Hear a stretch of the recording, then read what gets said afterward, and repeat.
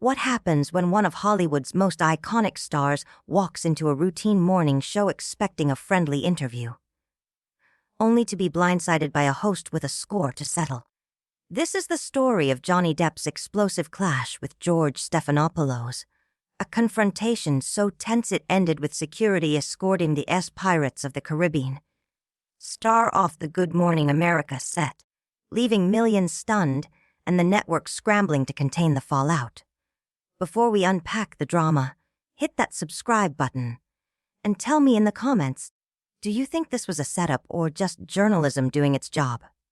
The morning began like any other at the GMA studios in Times Square.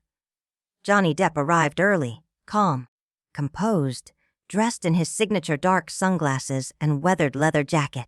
He was there to promote a small independent film he'd spent years trying to get made, a project close to his heart.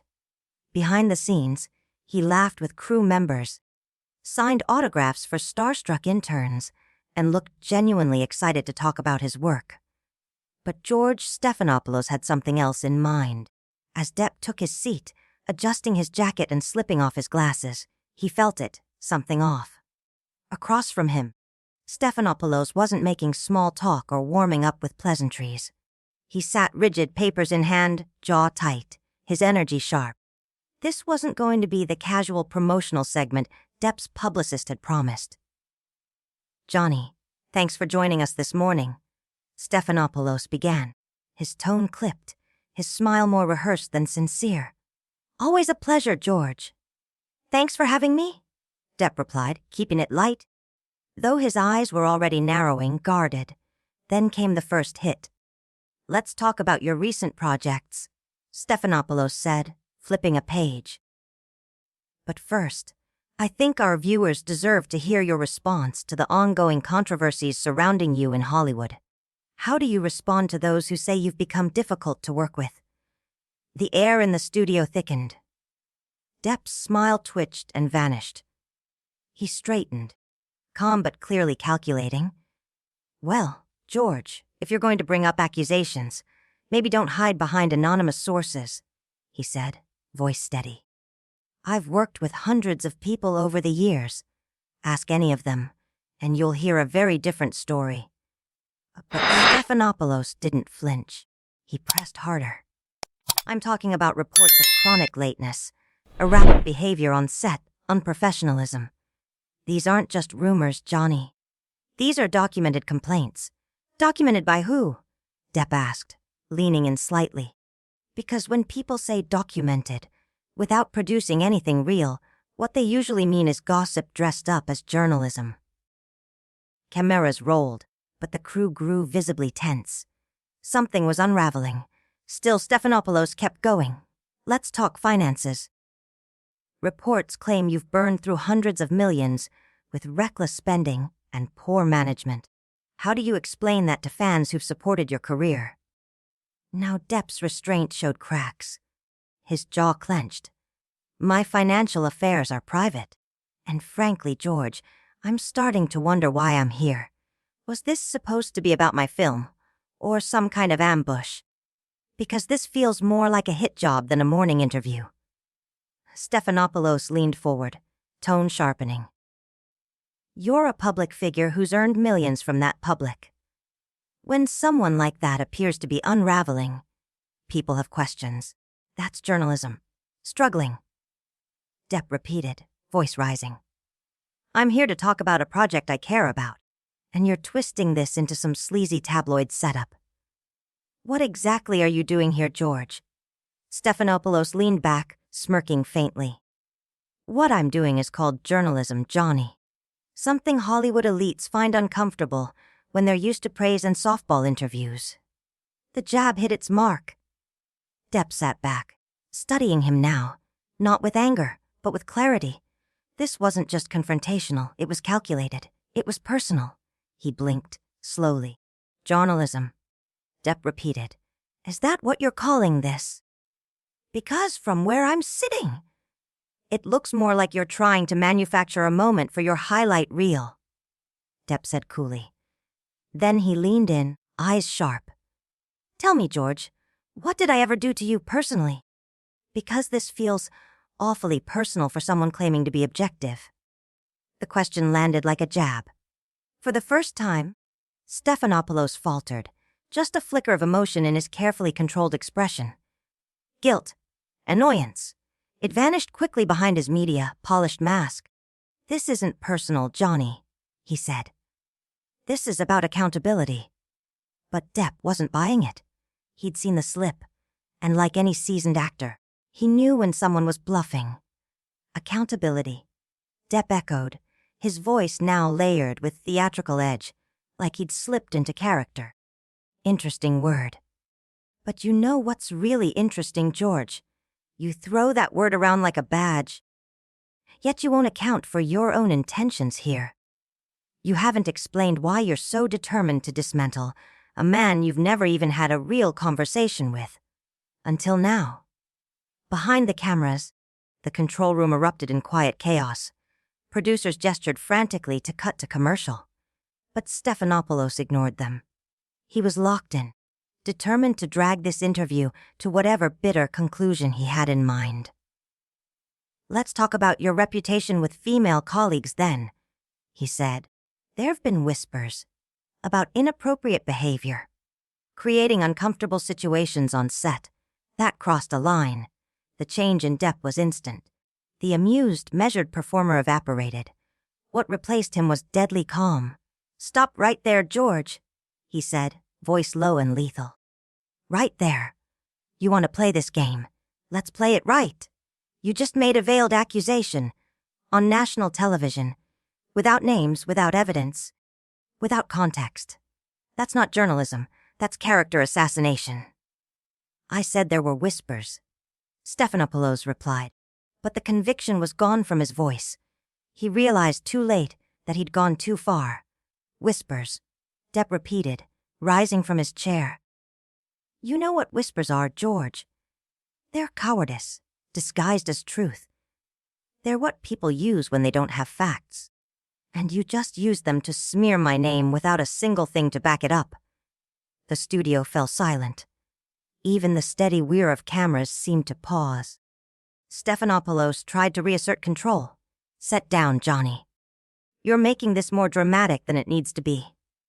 Depp stared at him, incredulous. "More dramatic? You question my integrity, my professionalism, my finances, my treatment of women. And you think I'm the one being dramatic because I stood up." He stepped forward, not aggressive, but with presence. Command. "What exactly did you expect me to do, George? Sit there and smile while you torch my name for your ratings?" "This is live television," Stephanopoulos warned, visibly uneasy now. "We need to keep this professional." Depp laughed, a dry, humorless sound. "Professional? You want to talk about professional? A professional interviewer does their homework. A professional cares about truth, not tabloid bait. And professional doesn't lure someone into a segment under false pretenses just to stage a public takedown." "You're being oversensitive," Stephanopoulos snapped. And it was the worst possible thing he could have said. Depp's voice dropped to a near whisper, low, cold, unmistakably dangerous. "Oversensitive," he repeated. "Let me ask you something, George.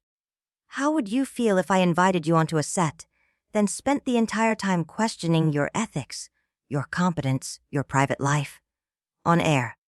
With millions watching, how would you feel if I hinted that there were whispers about you, but never gave you a single chance to respond to something concrete?" Stephanopoulos shifted in his seat. "That's not what this is about," he began. "Isn't it?"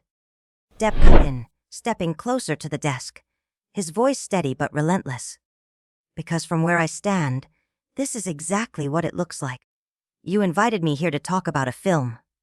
Instead, you ambushed me with a personal agenda. And now you're cornered, trying to salvage it. My endgame," Stephanopoulos said, fumbling for footing, "is getting answers to questions the public wants answered." Depp turned to the cameras, then back to him. "Is it the public, George?" he asked, voice like ice. "Or is it just to you?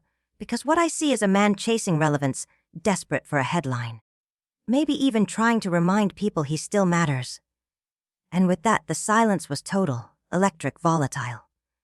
Even the network's executive producer, watching from the wings, knew this wasn't an interview anymore. It was a reckoning. You need a viral clip, a confrontation, something dramatic enough to remind the world that George Stephanopoulos still matters. The accusation landed like a punch. Stephanopoulos flushed, visibly shaken for the first time since the interview began. "You don't know what you're talking about?" "Don't I?" Depp's tone was soft now, disarmingly calm, which only made the words sharper. "I've been in this business long enough to recognize desperation when I see it. And right now, what I see across from me is someone so hungry to stay relevant, he's willing to burn a guest's reputation to create a moment people won't forget." "You're out of line?" Stephanopoulos snapped. His professional mask finally cracked wide open. "Am I?" Depp asked, eyes steady. "Or am I just refusing to be your victim?" He returned to his chair, but didn't sit. Instead, he stood behind it, hands resting lightly on the back, radiating quiet control. "You know what the real tragedy is here, George," he said. "You used to be a journalist, a real one. You asked the hard questions because they mattered, not because you needed to trend on Twitter. So tell me, when did that change? When did you decide that ambush interviews and veiled character attacks were your new brand?" The question hit harder than any accusation. For a beat, Stephanopoulos didn't respond. Something flickered across his face, pain, maybe even shame.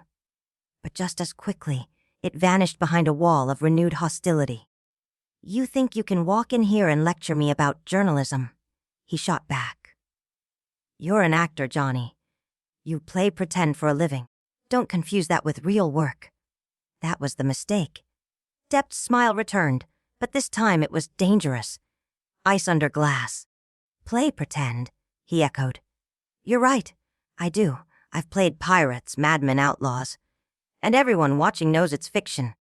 But when you put on this performance, this costume of objectivity, you expect people to believe it's real. That's the difference, George. I own my performance. You pretend yours isn't one." But gasps rippled through the studio. Producers stood frozen at the edge of the set, unsure whether to cut the feed or let history unfold. Stephanopoulos abruptly stood, his chair clattering backward. "I think we're done here." "Are we?" Depp said quietly. "Because it seems like you still had a few more accusations locked and loaded." "Don't stop now, George. You've worked so hard to choreograph this hit piece. Security." Stephanopoulos called out, his voice cracking slightly. That's when Depp's temper finally broke through. "Security," he snapped, his voice rising for the first time, the fury unmistakable now. "You call security on me? I came here in good faith, as your guest, and because I won't sit quietly while you assassinate my character on live television, I'm suddenly a threat." Security hesitated at the edge of the set, unsure. This wasn't some unhinged intruder. This was Johnny Depp, and what he was saying made sense. "You're being disruptive." Stephanopoulos tried, but his voice had lost all authority. "Disruptive?" Depp let out a harsh laugh. "I'm being disruptive because I dared to defend myself. Because I wouldn't sit here like a punching bag while you threw out baseless accusations and innuendo dressed as journalism." He took a step toward the cameras. "What did you expect me to do, George? Smile while you tear apart everything I've worked for, nod along while you reduce my life to sound bites for your ratings?"